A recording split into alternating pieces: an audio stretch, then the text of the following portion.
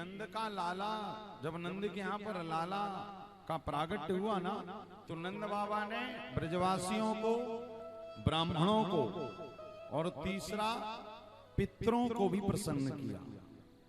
जीवन में याद रखिएगा, हमारे जीवन में अच्छे काम भी यदि आ रहे हैं तो पितरों की बड़ी कृपा होती है। पितृ यदि रुष्ट हैं तो फिर भैया अच्छे काम का मन तो कई बार बनता है किंतु हो नहीं पाता। और यदि पितृ प्रसन्न है तो आप सहजावस्था में ही भगवान में लगे रहेंगे। और श्रीमद् भागवत में तो ये लिखा है कि जब जब हम जीवन में कोई अच्छे काम करते हैं, भगवान की कथा सुनते हैं, तो हमारे पितृ देवों के यहाँ पर ढोल नगाड़े बजना शुरू हो जाते हैं। तो यहाँ पर बैठे जितने लोग भगवान की कथा सुन रहे हैं, सबके पितृ देवता भी किसी ना किसी रूप में यहाँ पर बैठकर कथा का श्रवण कर रहे हैं। पितरों की बड़ी कृपा होती, पूर्वजों के आशीर्वाद से ही तो ये सब मिलता है। कहते ना हमारे सबसे बड़े पूर्वज, सबसे बड़े पितर कौन है? भगवान श्री आदि नारायण। आप लोग गया जी गए होंगे, गया जी में भी आपने देखा विष्णु पद मंदिर है, विष्णु पद वेदी है। तो वहां के पंडित जी कहते महाराज सबसे बड़े पितर तो भगवान नारायण, सब उन्हीं से ही तो प्रकट हुए। तो यहाँ पर नंद बाबा ने पितृदेवार्चनम तथा, ब्रज में उत्सव चल रहे हैं। एक बड़ी सुंदर कथा आती है ब्रज में।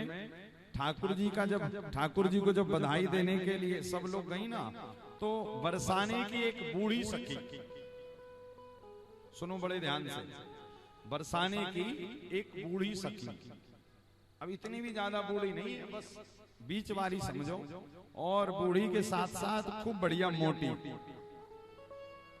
क्योंकि ब्रज में खूब चक्क माखन खावे तो खा खा के ने मोटी है गई। अच्छा, और दूसरी और बात की सुनाई नहीं देता कुछ भी, थोड़ा ऊंचा सुनती है। तो सबसे पूछती हुई जा रही है, अरे कहाँ भयो? ब्रज में कहा पूछ रही है, कहाँ भयो? तो ब्रजवासी, जब ठाकुर जी का जन्म हुआ था ना, तो ब्रजवासी आपस में माखन की गेंद बना बनाकर एक दूसरे पर मार मार कर खेल रहे थे। तो ये जो बूढ़ी वाली सारी तो पहुंच गई थी पहले, किंतु ये बूढ़े होने के कारण ये चलने में इसको समस्या थी, सुनाई भी नहीं देता, धीरे धीरे जा रही। तो पूछती हुई जा रही, कहाँ भयो, कहाँ भयो? सो ब्रज के ग्वाला कह रहे, बताओ ब्रज में लाला है गए, और लाला होवे के बाद ही पूछ रही कहाँ भयो? कैसी पागल है गई? सारे ब्रजवासी आनंद मना रहे हैं और एक इसको पता ही नहीं हुआ कि हुआ क्या है, कहाँ भयो कह रही। सो एक ब्रजवासी ने कहीं ना बताए दो कि कहाँ भयो। सो एक ब्रजवासी ने माखन की गेंद बनाई, बॉल, और बॉल में बढ़िया लगाई मिश्री, और मैया जो पूछ रही थी ना कहाँ भयो, तो कहाँ भयो कहने के लिए जैसे मुंह खोला तो माखन वाली गेंद दे दी धपाक से वाकई मुंह में। किसकी? वही जो पूछ रही थी कहाँ भयो। जैसे ही मुख में माखन वाली गेंद गई, मिश्री लगी हुई, सटाक से पेट में गई। कहते आहा, माखन मिश्री वाले गेंद खावे के बाद फिर पूछ रही कहाँ भयो। ब्रजवासी कह रहे, अरे मैया मीठी मीठी माखन वाली गेंद खावे के बाद ही पूछ रही कहाँ भयो? अरे लाला भय, लाला। सखी कह रही है, ऐसे लाला तो ब्रज में रोज भय करे भैया। क्यों? बोले जब ब्रज में लाला भय करेंगे ना, तो माखन की मीठी मीठी गेंद ऐसी खावे को मिलो करेंगे। तो ब्रज में खूब उत्सव चल रहे हैं। भगवान सुखदेव गुरुदेव कह रहे, राजन आनंद के पल कब निकल जाते पता नहीं लगता, सुख के क्षण कब निकल जाते पता नहीं लगता, और दुख का एक एक सेकंड एक एक वर्ष के समान लगता। वही यहाँ पर हुआ। दुख तो नहीं, किंतु आ गई रंग में भंग डालने। कौन? कन्हैया की मौसी।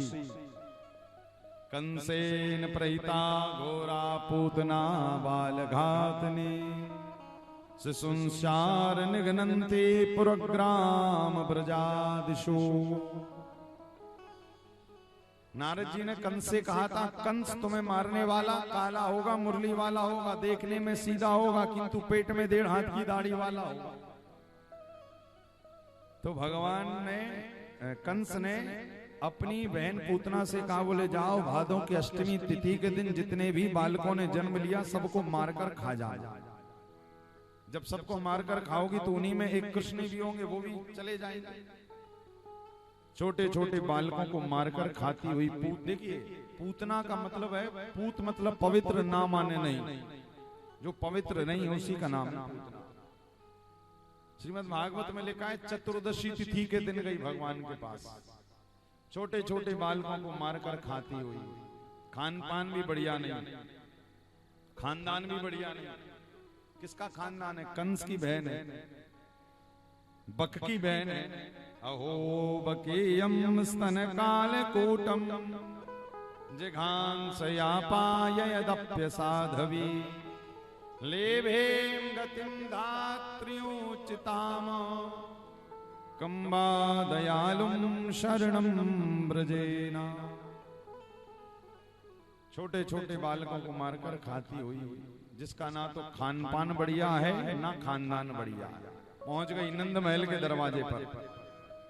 आप समझिएगा, नंद महल के दरवाजे पर जब पहुंची तो सोच रही है कि इतना बड़ा नंद महल है, इतने सुंदर सुंदर लोग यहाँ पर, और मैं राक्षसी बनकर जाऊंगी, क्या भला मुझे अंदर प्रवेश मिलेगा?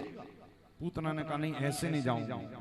तो रूप बनाया। कौन सा बनाया? मायावी।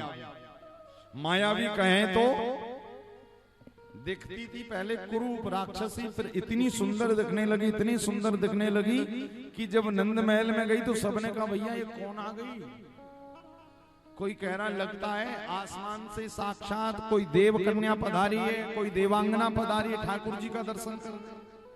माया इसी कारण देखिए हमारे यहाँ पर शास्त्र कहते हैं तैयार होना अच्छी बात है, किंतु जरूरत से ज्यादा मेकअप कर लेना बोले वो माया भी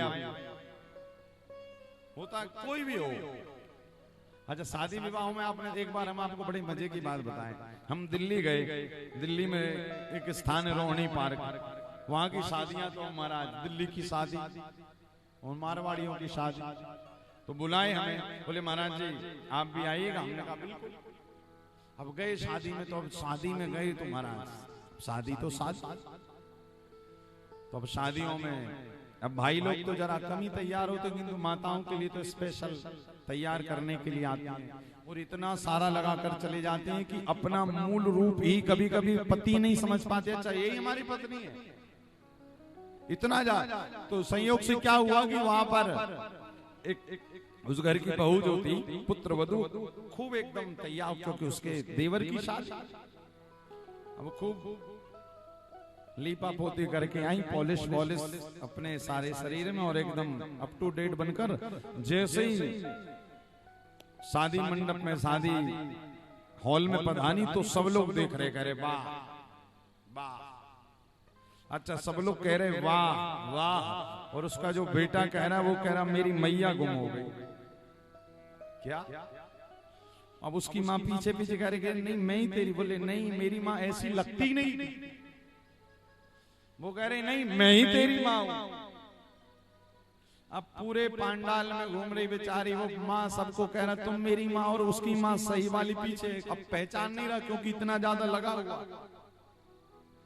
अब वो रो रही। अब चूंकि हम वहां पर शिष्य परिकर का विवाह था, तो ऐसे मंच पर जयमाला के मंच पर किनारे उन्होंने बिठा दिया। अब सब उन्हीं को देख रहे, हम भी देख रहे। हमने उनको बुलाया, उनका यहाँ आई, बोले महाराज क्या बताएं बड़ा परेशान है बेटा, पहचानेगा भी कैसे आपको, इतना सुंदर रूप आपने जो धारण करके रखा है। तो बोले क्या करें, पूरा 1 लाख रुपया लगाए। तो हमने कहा फिर रुलाइए रात भर उसको।